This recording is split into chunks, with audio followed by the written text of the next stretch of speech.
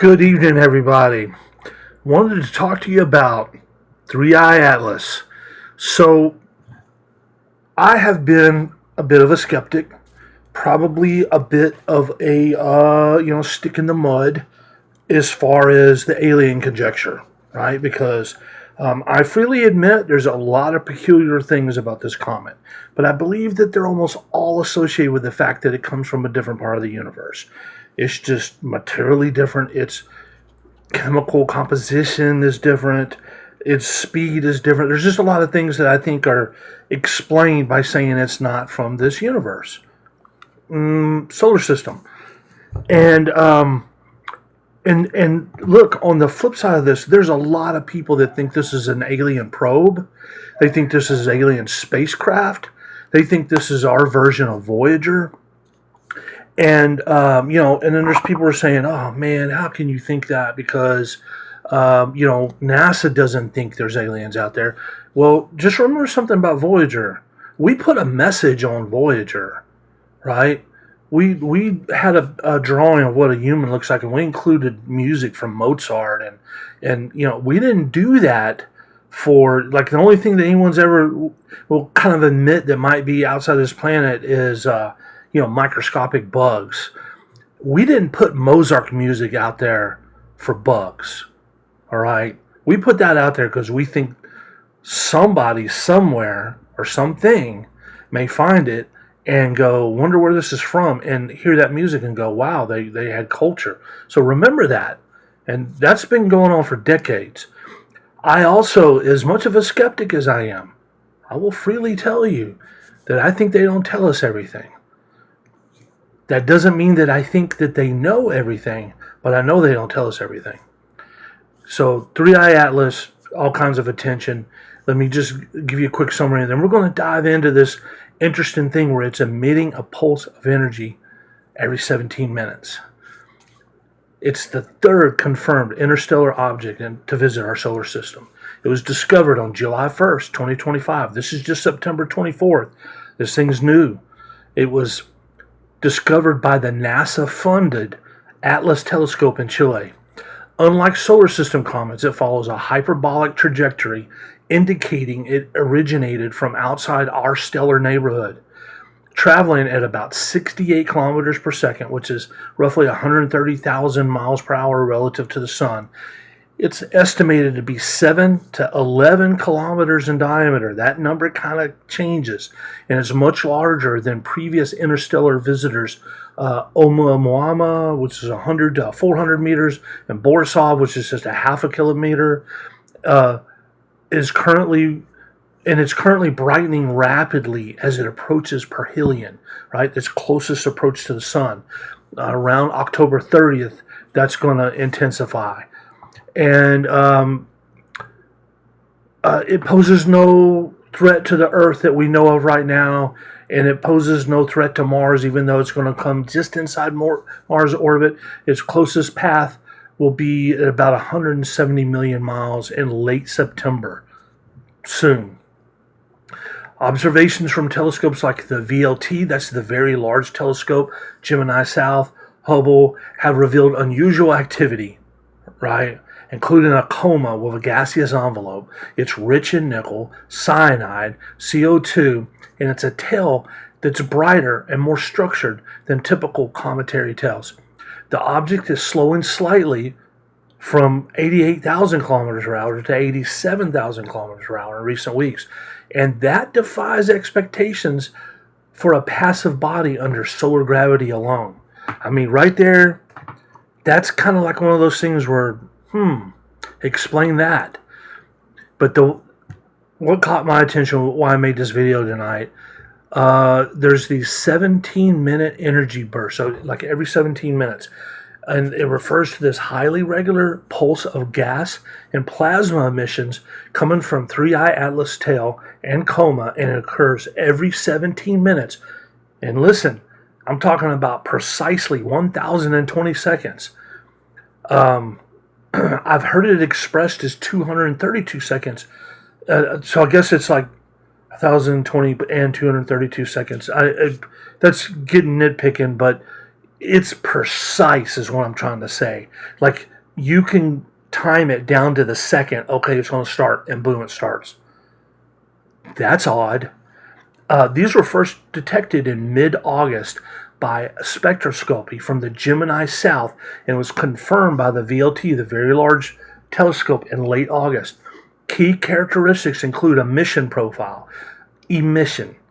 Each burst releases gases like CO2, which has blue emission lines, nickel up to 4.6 grams per second, and cyanide 17.6 grams per second, creating a green neon-like glow in the tail. The tail splits into a needle-like streams that pulses with aurora-like gradients, converging in patterns visible at high exposure. What a light show it's given already. The energy output of these bursts, they emit energy equivalent to 2 to 10 gigawatts per pulse, far exceeding the 0.1 gigawatt of solar energy the object absorbs at its current distance, which is 3.2 astronomical units. That's basically 1 astronomical unit is the difference between Earth and Sun. So it's 3.2 astronomical units away from the Sun. It's only absorbing a small amount. So where are these 5 and 6 and 8 and even 10 gigawatt pulses coming from? Where is the energy coming from? Ultraviolet spectra show unexplained high energy spikes. When I say ultralight, it's confirmed in more than one spectrum. Like, it's not like they see it visibly, but they can't detect it in any other. No, the spectra, the optics, the whole spectrum is confirming these energy pulses every 17 minutes. That's precise. The pulses cause subtle shifts, so we're talking about micrometers per second, contributing to the observed deceleration and slight inward curve toward the sun, despite being too far for significant solar gravitational pull. That's one of the theories out there, is that these pulses are actually causing a slight shift. So is that a course correction? I mean, by definition it is. And now another oddity, the tail points toward the sun. Usually, it doesn't even matter the direction. However, the comet's going around the sun, the tail points away from the sun because of the solar wind. It resembles rocket exhaust. But images show a self-luminous spherical core 20 to 30 kilometers in diameter with a forward-facing headlight reflections and colored rays that are blue, green, and red aligned with atomic emission lines, and it's not random venting. So these pulses are clockwork precise, unlike irregular outbursts of known comets that have been linked or likened to attitude thrusters, is what they call them, or plasma engine firing. I mean, it's crazy. So the pulse frequency on a comet. The pulse frequencies do happen on a comet, but not synchronized. They're irregular. They might last an hour. They might last a day. Atlas is every 17 minutes for a precise amount of time, and measured in seconds, I mentioned earlier. A typical comet behavior is the tail directions away from the sun. 3i Atlas is toward the sun. The comet tail is usually radiation pressure, solar wind, and these have green plasma streams. It's not solar wind. The energy source for a typical comet is solar heating of ices. So you got this big ice chunk, gets closer to the sun, the ice starts to evaporate, it heats it up, it evaporates, causes all these things to happen. The comet's tail. 3i Atlas, it's really strange. It's like 10 to 100 times excessive of what you would expect from a comet. But the energy, the 2 to 10 gigawatt burst, is really odd.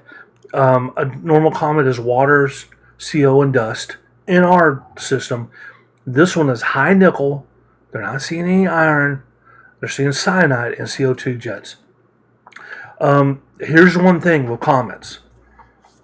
And my earlier videos, I made a big deal about this because there's just one reliable thing about comets. There's minimal deviation. Once we know where they're coming in, what their speed is, we get an idea for their mass, their density, They can plot it all out. They know exactly how that comet's going to go, and they've been spot on, right? Like math doesn't lie. 3i Atlas has some deviation. It's slowing. It's curving. What's going to be next? It's about to go out to where we're not going to see much of it as it gets too close to the sun because it could affect equipment. But what's causing these bursts? Here's where the theories are. Astronomers are divided, with explanations ranging from natural to artificial.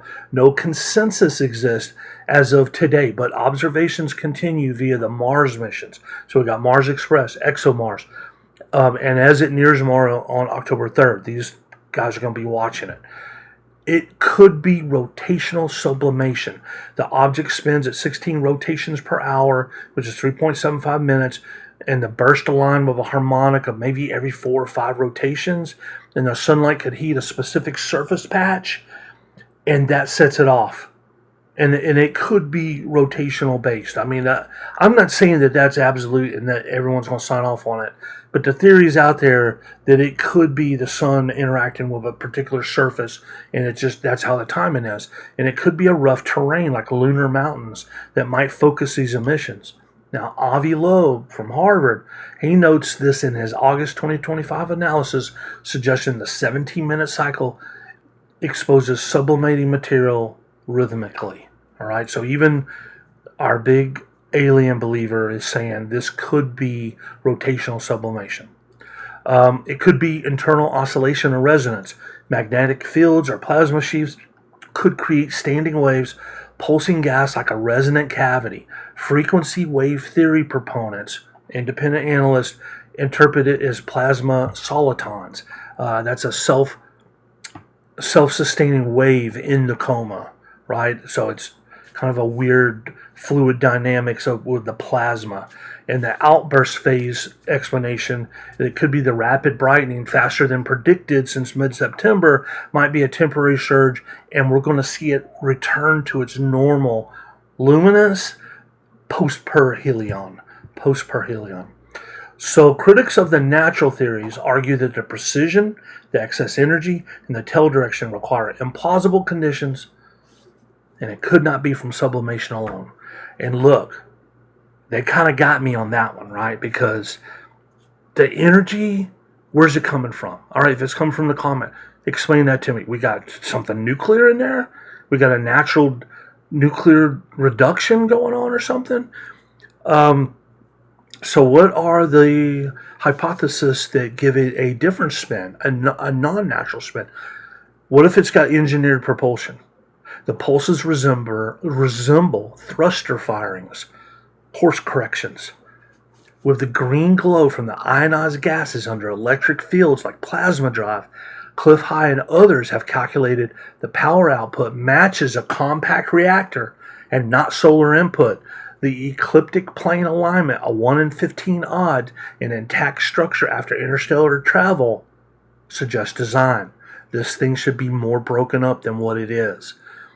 Is it a probe or a beacon? That's what Harvard's Avi Loeb thinks. He thinks Oumuamua was also a probe, a defunct alien craft using the coma as disguise or shield, right? It's like the actual craft is in there. Maybe it actually is a comet and it's hijacked it. Maybe they're doing some next level stuff that we just aren't there yet, right? The forward glow and the spectral rays could be communication signals. It could be sensors scanning for obstacles. This could be like, what's the stuff on the car that like radar? This could be LiDAR. Who knows? The detection odds feel techno-signature, right? It's less than 1%. It's such a big object just come out of nowhere. Kind of is what I'm saying, is feeling this techno-signature claim. But skeptics could say that it's observational bias. We only spot bright passerby. It's just an odd comment on so many levels. It's got so many's attention. But look, the European Space Agency and NASA classify as a comet, but they urge more data. They dismiss artificial claims as premature. They didn't say no. they said it's premature. And amateur images and YouTube analysis, there's a lot of them out there, these nuclear pulse videos are amplifying speculation, but peer-reviewed papers like Nature Astronomy, they've got something pending coming out soon, but they're saying it's natural. They're going to state a case that it's natural. Okay, I'm going to wrap this up real quick. As of today, 3I Atlas is visible to ground telescopes.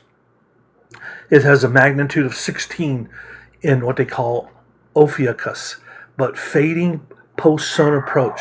As it gets closer to the sun, we're just not going to be able to watch it. Mars orbiters will image it up close in early October, potentially resolving the burst. They may see what it is. They may see the helical spin. I say helical because it's traveling, right?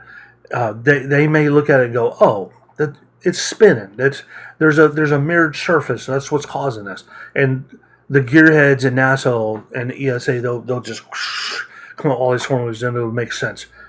Y'all, that's most likely what's going to happen.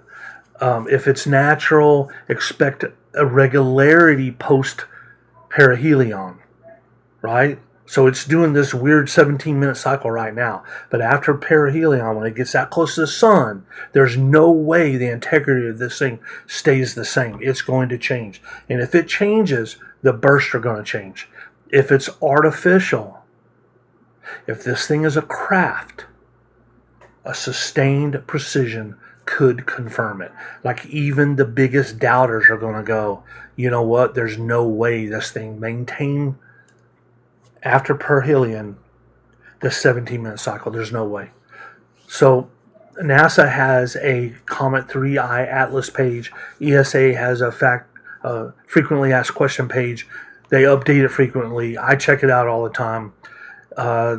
This object quirks highlight how little we know about interstellar wonders. And this is a very exciting time. Y'all have a good night.